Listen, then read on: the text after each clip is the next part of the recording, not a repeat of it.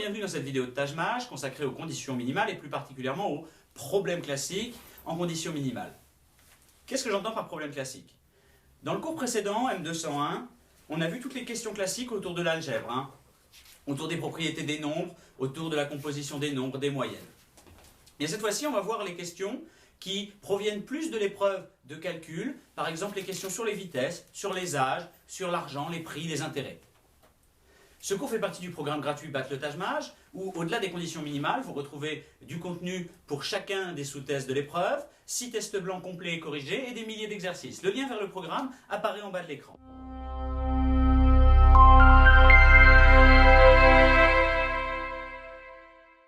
Bien, commençons sur une question autour des vitesses. Vous allez le voir en conditions minimales, il faut vraiment connaître ces formules sur le bout des doigts, parce que dans l'ensemble, on peut considérer ça comme plus compliqué qu'en calcul. On nous dit, Florent et Julie sont partis en même temps de Paris pour rallier Bordeaux. Peut-on affirmer avec certitude que Florent n'a pas passé la barrière de péage de Tours, distante de 300 km de Paris et de 300 km de Bordeaux, avant Julie? Alors, on va essayer de traduire ça, on va réfléchir un petit peu. Qu'est-ce que ça veut dire? Florent n'a pas passé Tours avant Julie. Ça veut dire que si on a ici Paris et Bordeaux, Tours est là, à 300 km de Paris et 350 km de Bordeaux, et on se demande qui est passé en premier finalement. Est-ce que c'est Florent ou est-ce que c'est Julie qui est passé en premier à la barrière de péage de Tours? Qu'est-ce qu'on va se dire quand on regarde ça? Déjà, l'information 1, évidemment, on n'a que la vitesse de Florent, ce n'est pas suffisant pour répondre. L'information 2, on n'a que la vitesse de Julie, ce ne sera pas suffisant pour répondre. On va directement tester les deux ensemble. Alors, les deux ensemble, qu'est-ce qu'on va se dire? En général, on va dire, j'ai la vitesse de Julie sur la section Paris-Tours, qui est de 120 km/h, donc je sais à quelle heure passera Julie cette barrière de péage, combien de temps il va falloir à Julie pour aller de Paris à Tours, et ce sera combien? T égale D sur V égale 300 sur 120. Mais en général, on va se dire l'information 1, sur l'ensemble du parcours, la vitesse de Florent était de 100 km/h. On va se dire qu'elle n'est pas suffisante, parce que la vitesse moyenne, c'est 100 km/h. Et donc, je ne sais pas s'il roulait vite entre Paris et Tours, ou plus vite entre Tours et Bordeaux, ou à une vitesse constante. Quand on pense comme ça, on fait une erreur. Pourquoi? Parce que si c'était une vitesse moyenne, ce serait clairement précisé, la vitesse moyenne de Florent était de 100 km/h. D'accord? Et ça, c'est super important. Parce que si on a une vitesse moyenne, en effet, on ne va pas pouvoir trouver. Mais si on a une vitesse constante, comme c'est le cas ici, ça veut dire qu'entre Paris et Bordeaux, il a toujours roulé à 100 km/h. Donc, on peut calculer le temps qu'il a mis entre Paris et Tours. Vu que sa vitesse entre Paris et Tours, c'est la même qu'entre Tours et Bordeaux, c'est la même qu'entre Paris et Bordeaux, c'est toujours 100 km/h. Donc, le temps qu'a mis Florent, c'est 300 sur 100. On peut trouver le temps qu'a mis Florent, on peut trouver le temps qu'a mis Julie, d'accord? On peut même dire, quand on voit le calcul, que le temps que met Florent sera supérieur au temps que met Julie, mais ça, on n'a pas besoin de le savoir. Tout ce qu'on sait, c'est qu'on peut trouver les deux temps. Donc, on va pouvoir dire qui de Julie ou de Florent a mis le plus de temps pour arriver à la barrière de péage, et donc si Florent a passé Tours avant Julie. On est en condition minimale, on n'est pas là pour faire le calcul, on est juste là pour savoir si on peut répondre. Qu'est-ce qu'on répondra donc? C'est les deux informations combinées nous permettent de répondre à la question. Maintenant, on va changer un tout petit mot dans notre énoncé. On va dire maintenant que c'est la vitesse moyenne de Florent et de 100 km/h sur la section totale du trajet, et que la vitesse moyenne de Julie, toujours sur Paris-Tours, est de 120 km/h. Qu'est-ce que ça change? Ça change tout. Pourquoi? Parce que si je sais que la vitesse moyenne de Julie entre Paris et Tours, c'est 120 km/h, je peux toujours conclure que le temps qu'elle met pour faire Paris-Tours, c'est 300 sur 120. Ça ne change pas, T égale D sur V. Par contre, si maintenant on me dit que la moyenne de Florent sur le parcours c'est 100 km/h, qu'est-ce que je peux en conclure?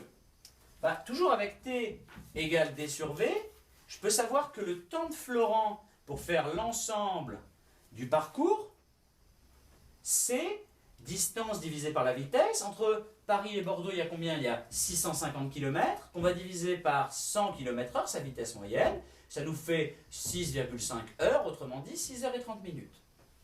Donc je sais que le temps de Florent sur l'ensemble du parcours, c'est 6 heures 30 minutes. Et je sais que le temps de Julie, c'est 300 sur 120. Alors 300 sur 120, ça fait combien? Ben, ça fait 30 sur 12. 30, c'est divisible par 3, donc ça fait 10 sur 4.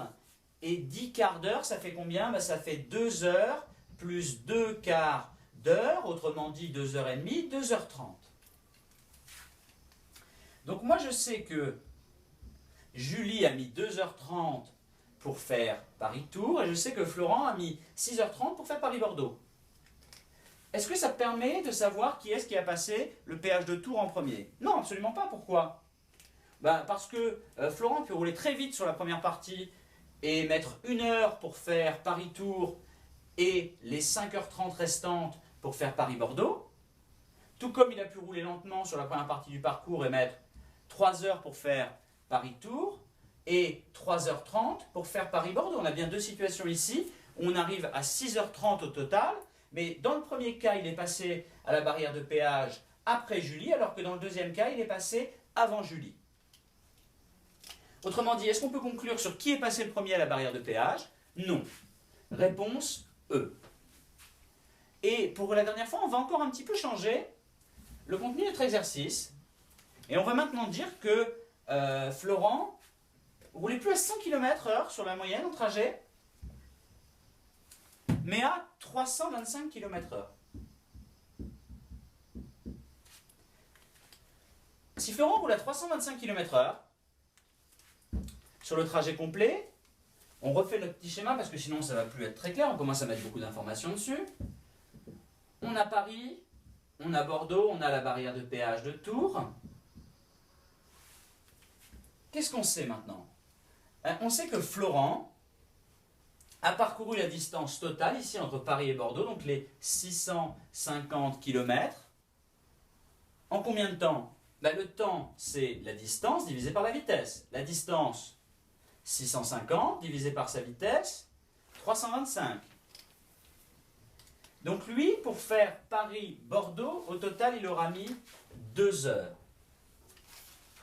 Et Julie, qu'est-ce qu'on sait sur elle? Bon, on sait toujours la même chose. Sa vitesse moyenne sur Paris-Tours, c'est 120. D'accord? Donc autrement dit, le temps qu'elle a mis pour faire Paris-Tours, c'est 300 sur 120, comme à la question précédente. L'information n'a pas changé. Autrement dit, 2 heures et 30 minutes. Donc, Julie a mis 2h30 pour faire Paris-Tours. Et Florent, lui, il a mis 2 heures pour faire Paris-Bordeaux. Ben, dans tous les cas, qu'il ait mis au maximum, on va dire 1h59 pour faire la première section et 1 minute pour faire la deuxième, ou alors 1 minute pour faire la première et 1h59 pour faire la deuxième, dans le meilleur comme dans le pire des cas, il aura toujours mis moins de temps pour faire Paris-Tours que n'en a mis Julie. Alors là, on a bien des vitesses moyennes, mais ce n'est pas pour ça qu'il faut répondre E en se précipitant. Quand on réfléchit un peu, on voit qu'il y a un seul cas possible, c'est que comme sur l'ensemble du parcours, il met moins de temps, alors sur une partie du parcours, il met forcément moins de temps que Julie. Donc réponse C. Donc ces problèmes sur les vitesses sont plus compliqués qu'on pourrait le penser. C'est pas vitesse moyenne, je ne tire pas de conclusion, vitesse constante, je tire une conclusion. Il faut bien analyser les données du problème et se dire, est-ce qu'on a plusieurs cas possibles différents ou pas? C'est ce qu'on disait dès le début en condition minimale. Est-ce que je peux prouver que parfois c'est vrai et parfois c'est faux? Ici, Florent a passé la barrière avant Julie, c'est toujours vrai. Donc, je peux conclure. Alors, autre problème autour des vitesses. L'aller-retour Lens-Caen m'a-t-il demandé plus de 7 heures? Et on nous dit, l'aller a duré 4h15 et la vitesse moyenne du retour était supérieure d'1/3 à la vitesse moyenne de l'aller. On se pose cette question. Mais est-ce que le temps de l'aller plus le temps du retour est supérieur à 7 heures? Et ce qu'il faut bien comprendre ici dans une question comme ça, c'est qu'on n'a pas besoin forcément du temps de l'aller et du temps du retour, d'accord? On pourrait avoir la distance et les vitesses. On pourrait avoir la distance entre les deux villes, la vitesse à l'aller, et puis un facteur de vitesse au retour par rapport à l'aller. Donc ce qui va être compliqué, c'est de se demander si ces informations-là, ça permet de constituer les deux briques du calcul que sont temps de l'aller et temps du retour. L'information 1, elle nous dit le temps de l'aller a duré 4h15. Évidemment, elle n'est pas suffisante. Pourquoi? Parce que si je fais un aller à 4h15 et un retour en 2 heures, ça m'aura pris au total 6h15, c'est moins de 7 heures. Si je fais un aller en 4h15 et un retour en 5 heures, ça m'aura pris au total 9h15. Autrement dit, c'est plus de 7 heures. Donc je ne peux pas conclure avec certitude sur le temps de l'aller-retour. Maintenant, si je dis ma vitesse moyenne lors du retour était supérieure d'un tiers à ma vitesse moyenne lors de l'aller, aucune information. Je ne connais pas la distance entre les villes, je ne connais pas le temps de l'aller, c'est absolument insuffisant. Je combine les deux maintenant. Et si je combine les deux, il faut que je me rappelle de quelque chose d'assez important sur les vitesses. D'accord? C'est que comme le temps et la vitesse sont inversement proportionnels, si la vitesse est multipliée par A, alors le temps est multiplié par 1 sur A. D'accord, ça c'est logique. Si je double ma vitesse, alors je mettrai 2 fois moins de temps. Si je la multiplie par 3, je mettrai 3 fois moins de temps. Donc ici, est-ce que ça va me suffire de savoir ça pour répondre? L'information 2, comment je peux la traduire? Vitesse moyenne du retour supérieure d'un tiers à vitesse moyenne de l'aller. Autrement dit, c'est quoi la vitesse moyenne du retour ici? La vitesse moyenne du retour, c'est la vitesse moyenne de l'aller plus un tiers de la vitesse moyenne de l'aller. Donc la vitesse moyenne du retour, c'est quoi? C'est 4 tiers de la vitesse moyenne de l'aller. Et ce que je vous disais ici, si on multiplie la vitesse par A, alors le temps est multiplié par 1 sur A. Qu'est-ce que ça va me permettre de dire? C'est que je sais que le temps de l'aller, c'est 4h15. Donc le temps du retour, c'est 3/4 fois 4h15. D'accord? Pourquoi 3/4? Parce qu'on a multiplié la vitesse par 4 tiers, et le temps est inversement proportionnel à la vitesse, donc on doit multiplier par l'inverse, et l'inverse de 4 tiers, c'est 3/4. Donc je sais qu'à l'aller, j'ai mis 4h15, pardon. Au retour, j'ai mis 3/4 fois 4h15. Je pourrais le calculer assez facilement. Mais encore une fois, on est en condition minimale. Donc j'ai aucun intérêt à aller calculer ce résultat. Tout ce que je sais, c'est que j'aurai ici un temps, j'aurai un deuxième temps. Autrement dit, l'information 1 m'aura donné ça, le temps de l'aller. L'information 2 m'aura donné le temps du retour. Je ferai la somme. Je verrai si c'est supérieur à 7 heures ou pas. Mais moi, je n'en ai rien à faire. C'est les concepteurs de l'épreuve qui se débrouilleront avec cette question. Donc réponse C, avec les deux informations combinées, on peut répondre. Tout comme on a des questions qui sont basées sur la relation fondamentale entre temps, vitesse et distance, on va aussi avoir des questions qui vont être basées sur les problèmes de création ou de comblement d'écart. D'accord? Ce qu'on a vu dans le cours de calcul sur les vitesses, et que je vous invite à revoir, parce que sinon vous ne comprendrez pas de quoi on parle en conditions minimales. On a par exemple cet exemple, un avion part de Moscou vers Rio à 9h30, un autre avion part simultanément de Rio vers Moscou, et on nous demande à quelle heure ils se croiseront. Alors, avant de prendre connaissance des propositions, on va se demander de quoi on a besoin dans un problème qui implique une création ou un comblement d'écart. On l'a vu en calcul, on a besoin de 3 éléments. Le temps initial, d'accord, c'est-à-dire le temps où les deux se sont mis en mouvement.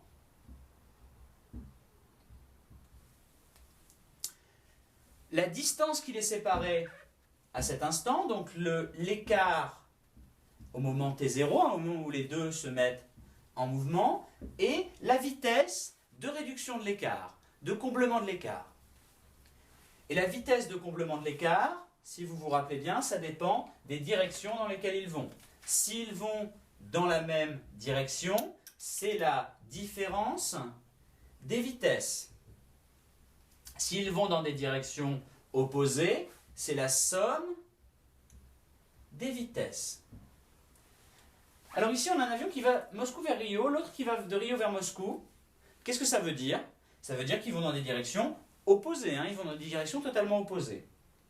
Donc on a besoin de quoi? On a besoin du temps de départ, de la distance qui les sépare, et de la somme des vitesses, hein, parce que la vitesse à laquelle va se combler l'écart, comme on est dans un problème où ils vont dans des directions opposées, c'est la somme des vitesses. Alors, est-ce que j'ai le temps auquel ils se mettent tous les deux en mouvement? Oui, je l'ai, c'est 9h30 et c'est donné par l'énoncé, on est bien d'accord. Ensuite, est-ce que les propositions complètent les briques de ce calcul? Ben oui, la distance entre Moscou et Rio, elle m'est donnée par l'information 1. Mais c'est tout ce que me donne l'information 1. On voit bien qu'avec l'information 1, il me manque la somme des vitesses pour pouvoir résoudre. Maintenant, l'information 2, qu'est-ce qu'elle me donne? Elle me donne la différence des vitesses entre le premier et le deuxième avion.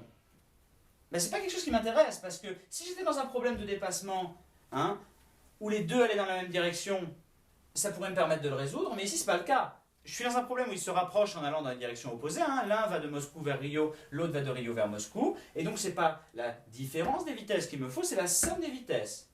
Donc, quelles que soient les informations que j'aurai, mais ça a manqué, il me manque cette troisième brique de mon calcul, et donc je ne pourrai pas répondre. Réponse E. Alors une question maintenant sur la moyenne des vitesses. On nous dit combien de temps a-t-il fallu à Patrice pour courir un marathon de 42 km. Information 1, sur les 2 premiers tiers du trajet, sa vitesse moyenne était de 4,8 mètres par seconde. Évidemment, on se doute bien qu'il nous manque la vitesse sur le dernier tiers pour pouvoir calculer. Information 2, sur les 2 derniers tiers du trajet, sa vitesse moyenne était de 5,1 mètres par seconde. Évidemment, il nous manque des informations sur le premier tiers. Alors qu'est-ce qu'on cherche? On cherche un temps, d'accord? Un temps, c'est une distance sur une vitesse, on est bien d'accord là-dessus.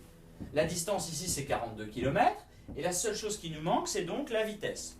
On cherche sa vitesse moyenne sur l'ensemble du parcours. Et pour les vitesses, c'est exactement comme pour les moyennes, c'est ce qu'on a vu dans le cours précédent,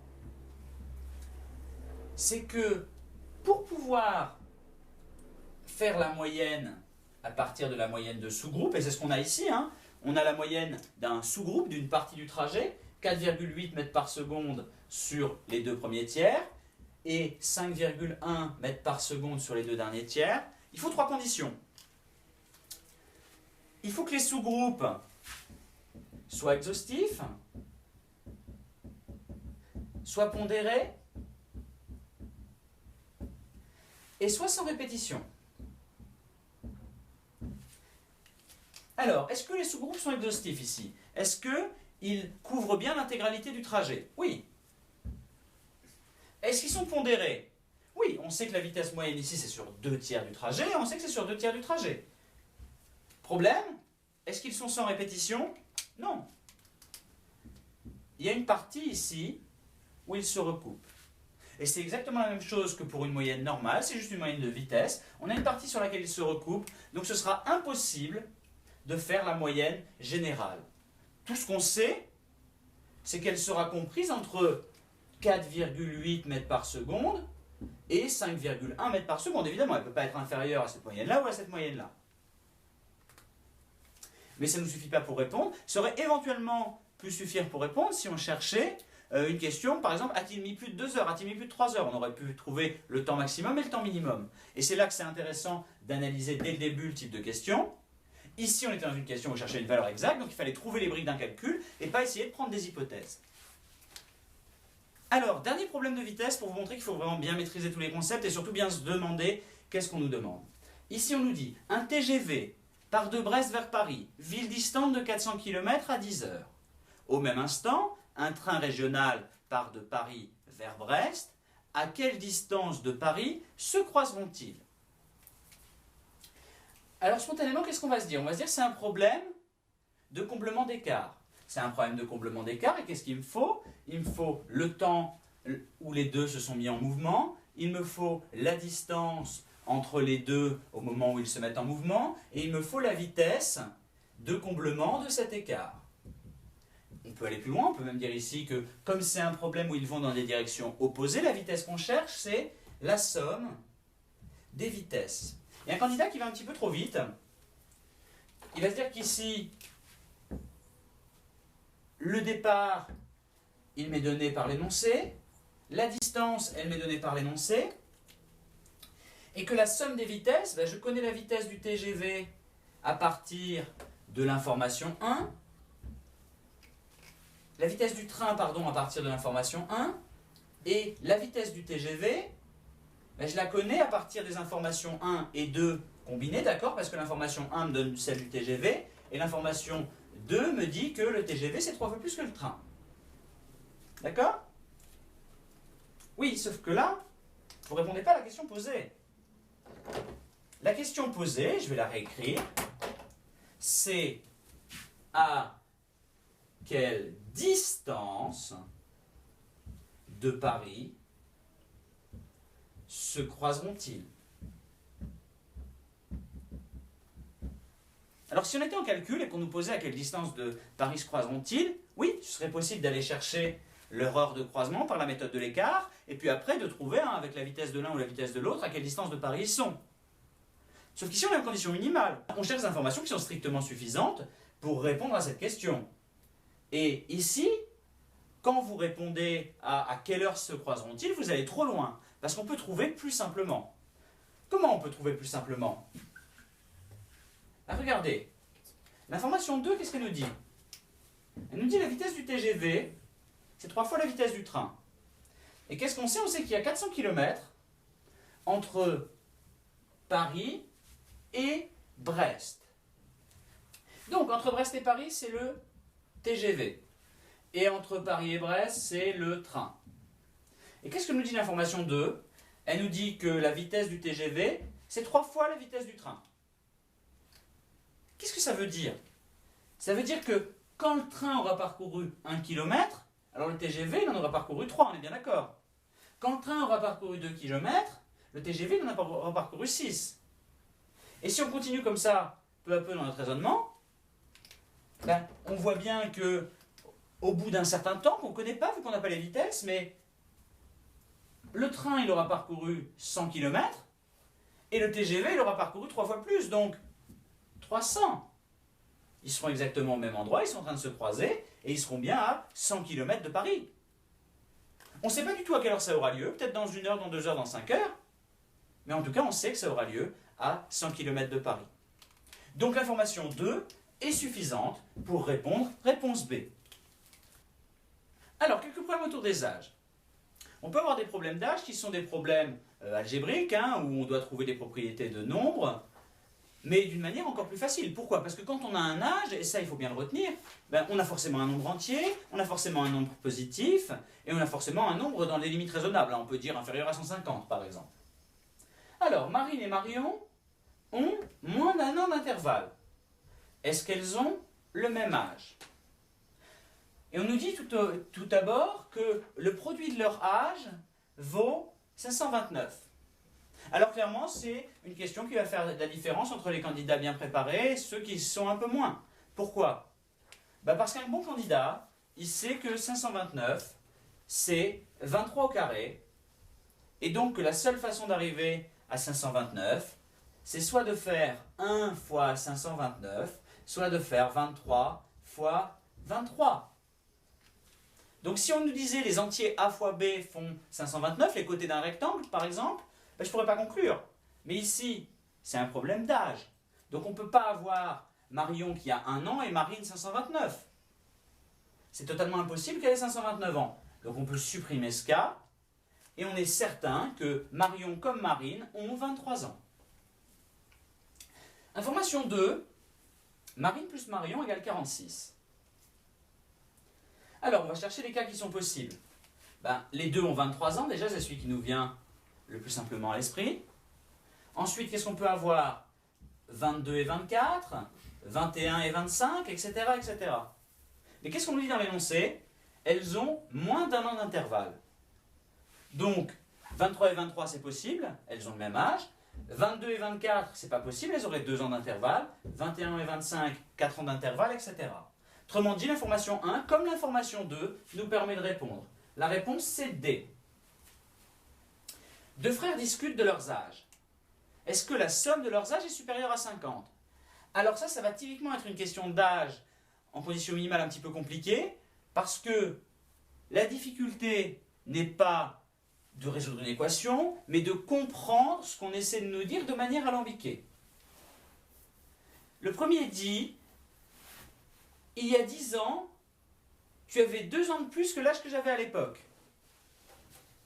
Qu'est-ce que ça veut dire, il y a 10 ans, tu avais 2 ans de plus que l'âge que j'avais à l'époque?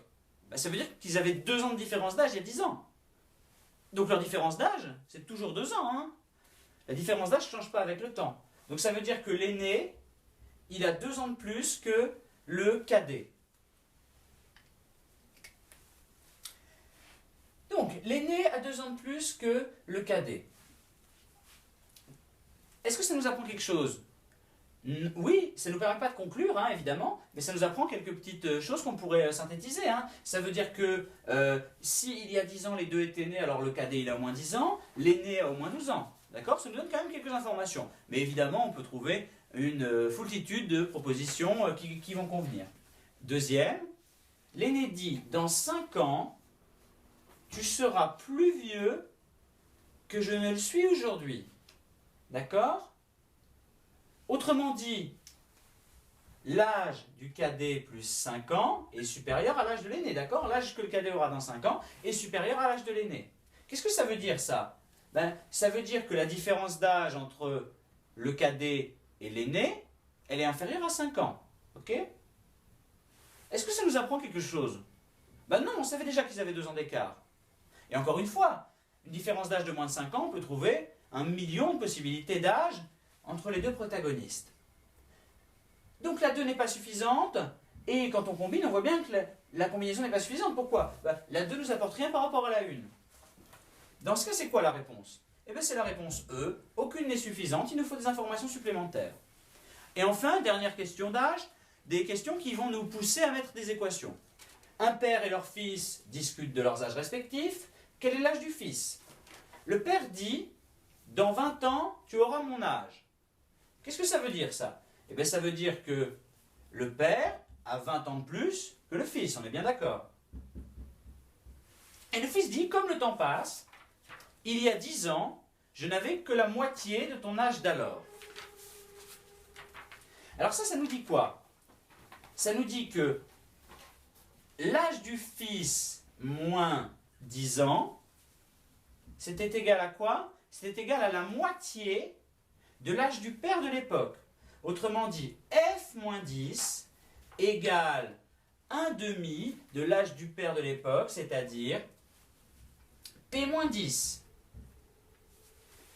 Alors qu'est-ce qui se passe ici? Ici on est en condition minimale, donc on va se dire, il y a 2 équations pour 2 inconnus, elles n'ont pas l'air particulièrement proportionnelles ou particulièrement incompatibles. Je réponds C. Si vraiment on n'en est pas certain, on a beaucoup de temps, ou alors si on était dans une question de calcul où on pourrait se permettre d'aller chercher la réponse, on devrait se permettre d'aller chercher la réponse, qu'est-ce qu'on ferait? On essaierait de relier ces 2 équations. Nous, qu'est-ce qu'on cherche? On cherche l'âge du fils. Donc on veut éliminer le père. Voilà, alors je fais un peu plus d'espace pour pouvoir le résoudre. J'ai l'âge du père, c'est l'âge du fils plus 20, et l'âge du fils moins 10, c'est 1/2 de l'âge du père moins 10. Alors, celle-ci, j'ai pas envie d'avoir des demi, je vais multiplier chaque côté par 2. Donc ça va me faire 2 fils moins 20 égale père moins 10. Ok? Qu'est-ce qu'on a maintenant? Écoutez, on va essayer de rassembler tous les nombres d'un côté et toutes les valeurs en inconnu de l'autre. Donc celle-ci, ça va devenir quoi? Ça va devenir père moins fils égale 20, on est bien d'accord. Et celle-ci, ça va devenir 2 fils moins père égale moins 10 plus 20. Autrement dit, 2 fils moins père égale 10. Une fois que j'ai ça, qu'est-ce que je vais faire? C'est un système. Père moins fils égale 20 et 2 fils moins père égale 10. Qu'est-ce que je fais maintenant? J'ai juste à annuler le père dans le système. Pour annuler le père, ici j'ai un père et ici j'ai moins un père. J'ai juste à faire la somme des deux. Regardez, père plus 2 fils, père moins fils, plus 2 fils moins père égale 20 plus 10. Autrement dit, père moins père, j'élimine ça et j'ai 2 fils moins fils, c'est l'âge du fils, on est bien d'accord, égale 20 plus 10, donc égale 30. Voilà, le fils a 30 ans. Bon, alors ça ne prend pas beaucoup de temps à traiter, surtout quand on sait comment faire un système et qu'on le fait d'une manière plutôt efficace, parce que si on le faisait par substitution, on pourrait prendre un petit peu plus de temps et perdre quelques précieuses secondes, mais comme je vous le dis toujours, c'est complètement inutile en conditions minimales. Le seul objectif ici, c'est de prouver que c'était suffisant pour répondre. Et dès lors qu'on avait deux équations à deux inconnus, on en était largement persuadé.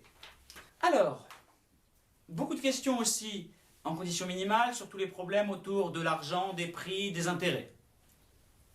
Prenons le premier exemple. Quel est le montant du dépôt que j'ai fait sur le livret d'épargne, sachant que j'ai reçu 100 € d'intérêt la première année et 120 € d'intérêt la deuxième année. Alors, quel montant j'ai déposé sur mon compte, sachant que j'ai reçu 100 € d'intérêt la première année?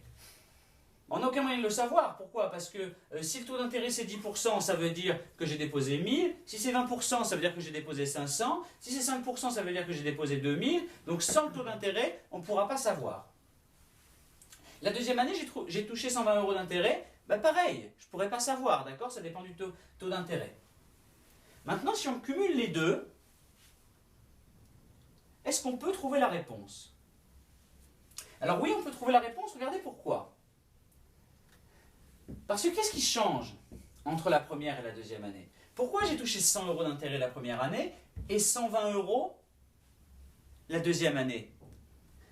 Ben, la différence, c'est que la deuxième année, j'ai touché 100 € sur mon capital, hein, comme la première année, j'ai touché les mêmes intérêts que la première année, et 20 € sur les intérêts de l'année passée. Hein. C'est ça qui explique qu'au lieu de recevoir 100 € d'intérêt la deuxième année, j'en reçois 120. Parce qu'il y a 100 € comme la première année qui viennent de l'argent que j'ai placé, et 20 € qui viennent des 100 € d'intérêt sur lesquels je touche à nouveau des intérêts.